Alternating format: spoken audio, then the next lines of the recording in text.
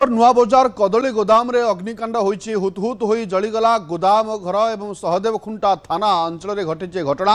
सहदेव खुंटा थाना नुआ बजार रोड रे थिबा कदली गोदाम रे अग्निकांड होईछि। तेबे शॉर्ट सर्किट रु अग्निकांड होइतिबा सूचना मिलुछि। विलंबित राति रे एही अग्निकांड होइतिबा बेले अग्निकांडर फल अनेक कदली कांदी सहित आसबाब पत्र मध्य पोड़ी नष्ट हो जाइछि।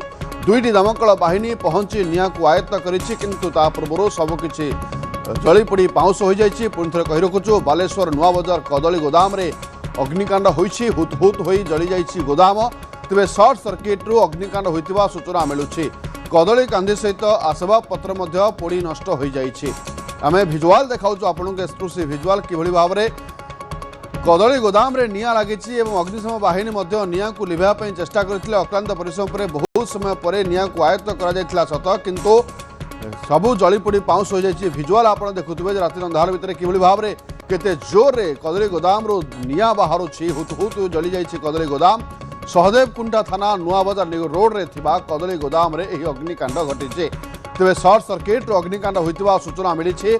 विलंबित राति रे एही अग्निकांड होइछि एवं अग्निकांड रे अनेक कदली कांदी सहित आसबाब पत्र बा जो कदली गोदाम रे भितर रहितिबा अनेक आसबाब पत्र पोड़ी नष्ट हो जाइछि। दुईटी दमकल बाहिनी दमकल बाहिनी को निया लागिबा परे खबर दिया जायतिला। दमकल बाहिनी पहुंचला। दुईटी दमकल गाड़ी पहुंचला, निया को आयत्त करिया चेष्टा करितिला एवं अक्लांत परिश्रम करिबा परे कदली गोदाम रे निया को आयत्त करितिला दमकल बाहिनी।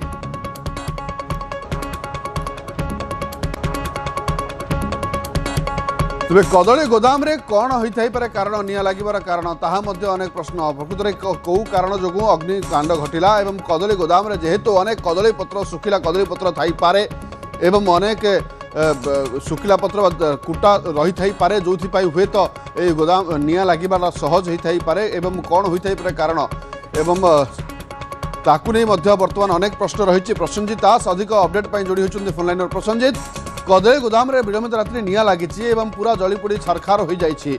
निया लागिबार कारण कौन होई थाई पारे? विषय जो कथा आप कहते बालेश्वर सहर जो सदैवकुंडा थाना रही सदैवकुंडा थाना अंतर्गत नुआ बजार अंचल विलंबित राति जो कदली गोदाम रही सेठारे निया लगी आम कहीपर लक्षाधिक टंकार सामग्री नष्ट होता जना पड़ी। पाखापाखि 12टा 15 ରୁ 20 समय जहाँ जना पड़ी हठात निया लगी जाइतिला एवं गोडाउन रे लोक मैंने भयभीत हो जाइतिले। तो तुरंत आम कहीपर गोडाउन मालिक स्थानीय लोक मैंने नहीं अग्निशम विभाग खबर देते। तुरंत दुईटी टीम पहुंची घटनास्थल में निया को आयत्त करथिला।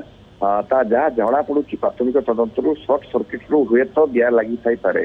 तो आम कहीपर हुए आपको नहीं स्थानीय लोक मैंने भयभीत थिबा बेले संपूर्ण भाव राति प्राय 1 घंटा परवर्ती समय आम कहीपर निया को आयत्त कर जाइछि।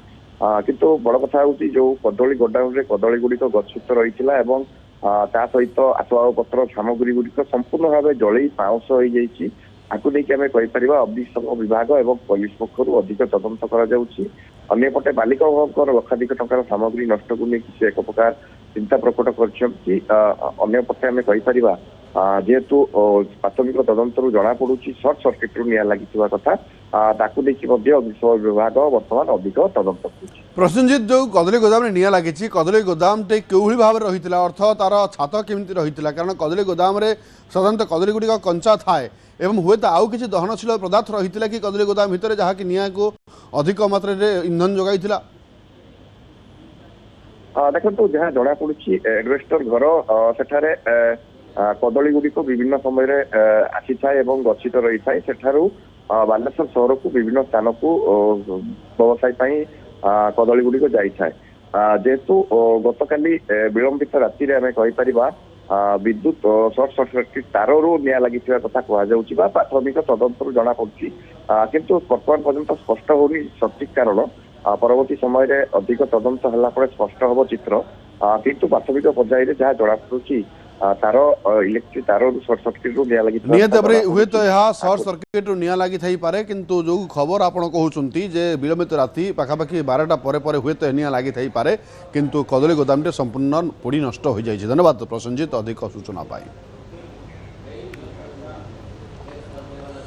झारखंड